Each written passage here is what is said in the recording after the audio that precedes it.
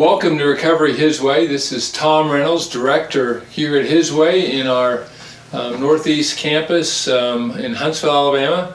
And we're thankful that you're watching and listening today to our show. We're blessed to have Clyde Jones, who is the founder of His Way, with us today. I want to kind of explain a little bit and introduce Clyde to all of you. I've known Clyde for years. We've probably known each other close to 30 years. 26 of those have been here in Huntsville. We've been dear friends and been blessed to know each other for a long time. Clyde grew up in Central Tennessee, went to school at Tennessee Tech, joined the Air Force, was stationed a number of places, ended up going to school at MIT, had a very technical career, and worked for NASA, which brought him to Huntsville originally, and also taught at the University of Alabama in Huntsville in electrical engineering for many, many years. And the most important thing, though, in all of that, I know, to Clyde, has always been his passion for the Lord and the opportunity to share the gospel in all those situations that God has taken him. Clyde, one thing I wanted to start with was just, you started His Way. I was trying to think, how old were you when you started His Way? Well, remember, it was the way then. It was? I figured it out, and I think I was exactly or close to 79 years old. Okay, 79 years old. I mean, it just strikes me that for most people at 79 years old, you're settling down, you're quieting your life, you're making things simple and easy. At this point in your life, you're choosing to launch into an endeavor that I know has had a huge impact on a tremendous amount of people's lives, but including your own. What prompted you to say, hey, at 79, this is something I want to do? Well, I always wanted to be doing something. It wasn't always the right thing. I had just resigned from being an elder, and I got involved in AA, this 12-step program, and I saw something that seemed interesting to me, that people that you could sort of set apart and maybe teach them the gospel. Mm-hmm. And so that was what my interest was at the time. So you started obviously getting involved in recovery ministry before the idea of the way or His Way got started.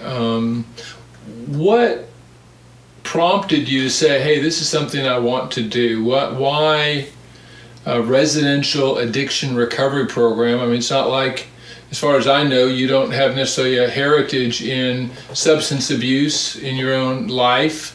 And it's not, I mean, a lot of people who get in recovery ministry have their own experience in substance abuse that kind of motivates them to want to help others that they have gone through similar circumstances. You didn't have that. I guess I'm interested in what motivated you. Why do you want to start this, and what kind of vision did you have for this? I mean, what did you hope that this would become?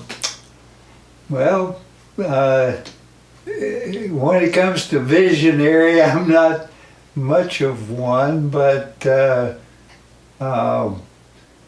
as I said, I'd been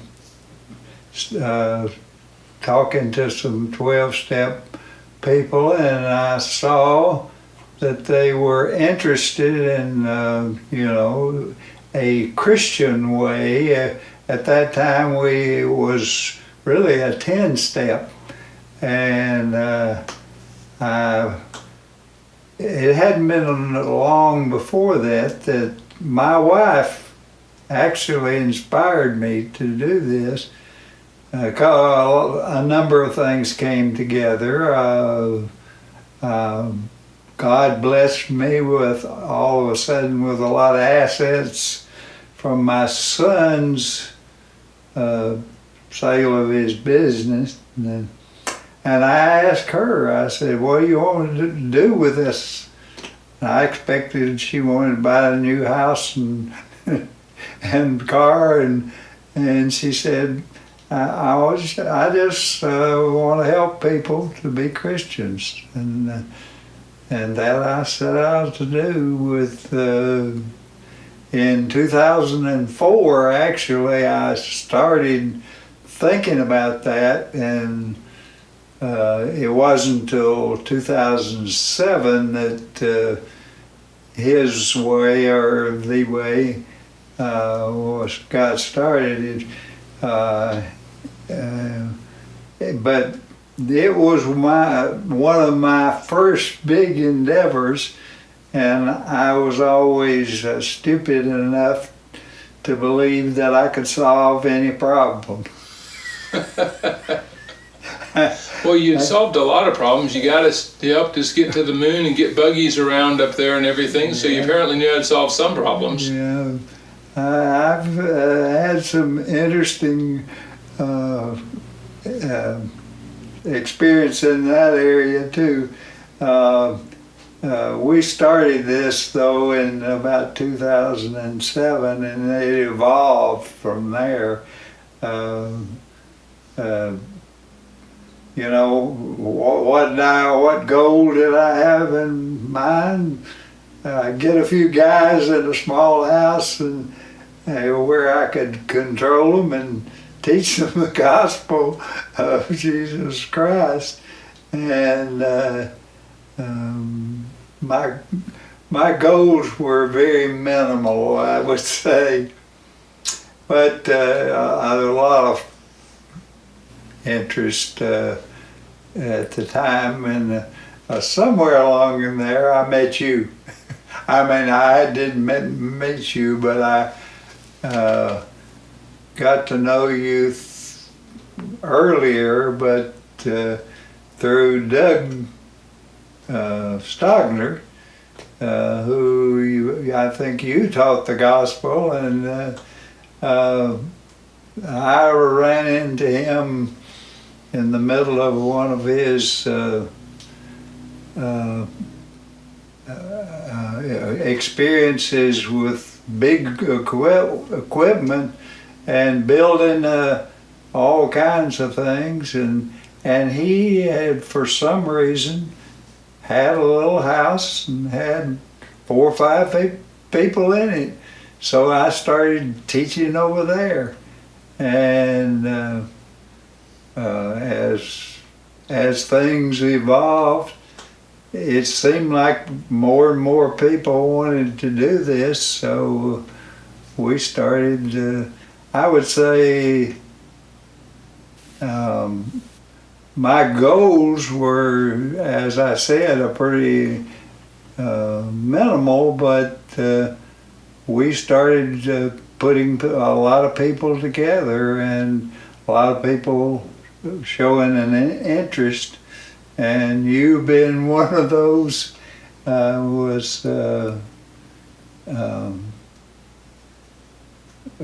That's sort of the what the evolution was in my mind all the time. That I was thinking it was pretty small. As I said, I'm not a visionary. I just think I can solve things, and so I try to. And now we're at a place where over 800 guys and all their families have experienced the gospel and had the opportunity to come to know Christ through this journey of recovery. Yeah. As you think about your vision and your goals, I realize you say you're not much of a visionary. However, I know you well enough to know that that's understated. What are some of the things that remain as you look in the future at things and you see what has been accomplished? What kind of things would you hope for a recovery program like this, or any recovery program that is a Christ-centered program, to accomplish or pursue as some goals or visions in its future? Well, one of the things is people. I knew I had tried to start businesses and I found out quickly that you can go broke as well as help. But you came along and started introducing me to Bill Nyland and Stuart Whiting and Darrell Floyd and Jeremy Mitchell and all these people that got together in this, and that was it became, I guess, in some sense, my goal then to figure out a way to solve all the problems of that, what we had created. So that's how I would look at it. I know one of the things that you and I have talked a lot about is how Christians can find meaning and purpose and ministry in endeavors such as this, and that churches can come together and that Christians can find harmony and unity in working together. How have you seen some of that come about, and how would you envision that as we go forward from here? Well, I'm glad you mentioned that. One of the things that I did get very interested in is the churches didn't seem in that era of things that there was much working together or anything, and yet everybody had problems with people in alcohol and drugs. Right. And so what I saw really interested me, that maybe this was something that will pull us all together, and we all can worship together, and or worship where we are, but enjoy each other's lives, and that is what I've seen. Yeah, I think it's a great point, because Jesus prayed for unity. He prayed for his believers to have unity, and certainly throughout Paul's letters he emphasizes the unity that we can have through Christ. Unfortunately, over years, as men get involved and we influence things, we can end up really harming what God intended. And it's really, a lot of times when we try to focus on things like doctrine and those kind of things, we can find lots of differences. But when we focus on loving people, serving people, and giving hope to people, I think we can really rally around that and build unity in ways that we wouldn't otherwise be able to do, because everyone's going to have different worship styles and different preferences, and all those kind of things are going to come. But loving people, bringing them hope, is something I think we can all find in common and build unity around that vision. And I appreciate you. I know we've had many conversations about that, and that you've drummed that home in me pretty consistently over the years. Yeah. I had another question I wanted to ask you, which is, as you see, as you draw close to the end of your ministry here, you're almost 92 years old. I'm not trying to project anything, but I imagine that's getting close to the finish line. I would just be interested in what do you hope that you've left behind? I mean, through 92, 93, 90, however many the years the Lord gives you, what do you hope that you can kind of go home and be with the Lord and feel like I've left this behind as something that's going to matter in my life or through my life? Yeah, I've learned a lot more than I've, I guess, taught. Although the things that you spoke about loving and and our faith being expressed in that love. And that although there were a lot of disappointments when I saw people who did not reach what we had hoped, I thought I ought to have solved everything, but people even died and fell away, and all of these things taught me a lot about the, I guess, human nature. And I guess wanted to see out of what we have here a possibility that families can be brought together because of this. But and I've seen a lot of it, and I'm hoping that I have left that kind of interest in people that they can see that coming together like that is really a wonderful thing. And what hope is left for a 92-year-old is something that I don't know. I'm hoping that I will see again a lot of these people that I've shared the gospel with in a new heaven and a new earth, the home of righteousness. And that I can see that so clearly now that it gives me a lot of joy to think about, what is it that God is going to do? I think He's going to put us together, and we won't have any fusses, but we'll have the joy of being in Christ and everything, no more dying and all that thing. Anyhow, those are what I look at right now, because where I am medically is trying to be able to stay alive enough that I don't just end up in a nursing home. Sort of what I started with.